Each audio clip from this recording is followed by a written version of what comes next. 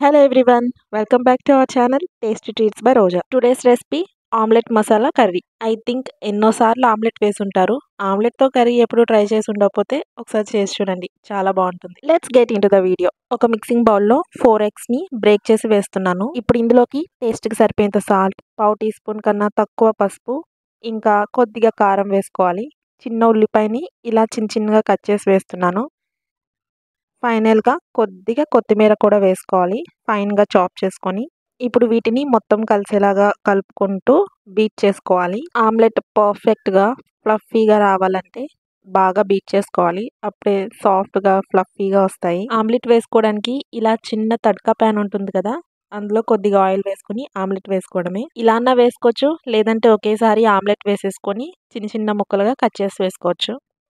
ఇలా ఆమ్లెట్ వేసుకున్నాక 2 sides golden colour వచ్చేంత వరకు ఫ్రై చేసుకోవాలి. ఇది ఫాస్ట్గానే కుక్ అయిపోతుంది, తొందరగానే ఫ్లిప్ చేసుకోవాలి, లేదంటే అడుగున మాడిపోతుంది. గరిటతో ఇలా ఎడ్జెస్ని చూసుకుంటూ ఫ్రై చేసుకోవాలి.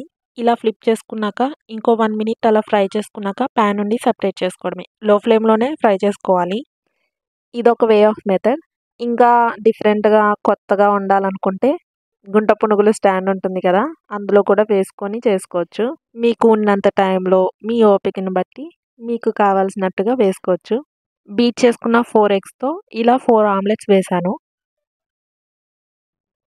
ఇప్పుడు స్టవ్ మీద ప్యాన్ పెట్టుకొని ప్యాన్లో 2 or 3 స్పూన్స్ వరకు ఆయిల్ వేసుకోవాలి. మీడియం ఫ్లేమ్లో పెట్టుకొని ఆయిల్ హీట్ అయ్యాక 1 బిగ్ సైజ్ ఆనియన్ ఇంకా ఒక పచ్చిమిర్చిని ఇలా చిన్న చిన్నగా కట్ చేసుకొని వేసుకోవాలి. 1/2 టీ స్పూన్ సాల్ట్ కూడా వేస్తున్నాను. సాల్ట్ వేస్తే ఆనియన్స్ ఫాస్ట్గా కుక్ అవుతాయి.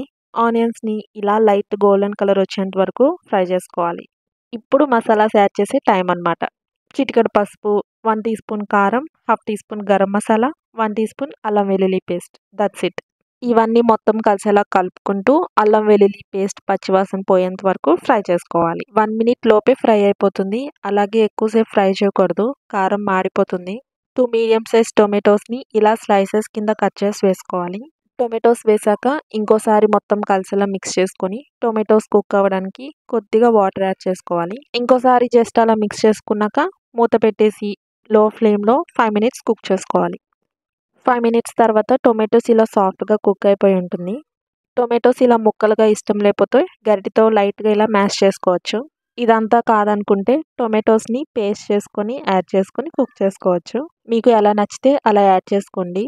టొమాటోస్ అన్ని మ్యాష్ చేసుకొని ఆయిల్ సెపరేట్ అయ్యేంత వరకు ఇలా ఫ్రై చేసుకున్నాక గ్రేవీ కన్సిస్టెన్సీ కోసం 1 గ్లాస్ వాటర్ యాడ్ చేస్తున్నాను. మనం వాటర్ తాగుతాం కదా డైలీ, ఆ గ్లాస్ అంత వాటర్ అనమాట. ఇప్పుడు ఇందులోకి ముందే ప్రిపేర్ చేసుకున్న ఆమ్లెట్స్ వేసుకోవాలి. ఆమ్లెట్స్ అన్నీ వేసుకున్నాక దీని మీద సన్నగా కట్ చేసి పెట్టుకున్న కొత్తిమీర కూడా వేసుకోవాలి.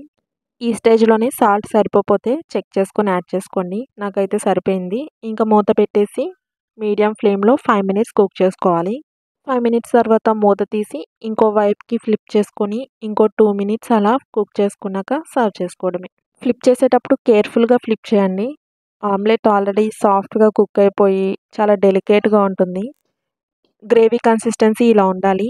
ఈ కర్రీ కరెక్ట్గా 2 మెంబర్స్కి అయితే పర్ఫెక్ట్గా సరిపోతుంది. మీలో ఎంతమందికి ఈ కర్రీ తెలుసు? ఇంట్లో రెగ్యులర్గా చేస్తూ ఉంటారా? ఈ కర్రీ మీకు తెలియపోతే తప్పకుండా ఒకసారి ట్రై చేసి టేస్ట్ ఎలా వచ్చిందో కమెంట్ చేయండి. Actually I love to read your comments. మీరు పెట్టే ప్రతి కమెంట్కి నేను రెస్పాండ్ అవుతాను. అండ్ అలాగే ఈ వీడియో నచ్చితే కనుక తప్పకుండా లైక్ చేసి షేర్ చేయండి. ఎగ్తో ఇలాంటి వెరైటీ రెసిపీస్ కావాలంటే కమెంట్ చేయండి. మన ఛానల్ని ఫస్ట్ టైం చూస్తున్నట్లయితే తప్పకుండా సబ్స్క్రైబ్ చేసుకోండి. ఇంకా మీకు ఏ రెసిపీస్ కావాలో కమెంట్ చేయండి. Thanks for watching. Bye bye.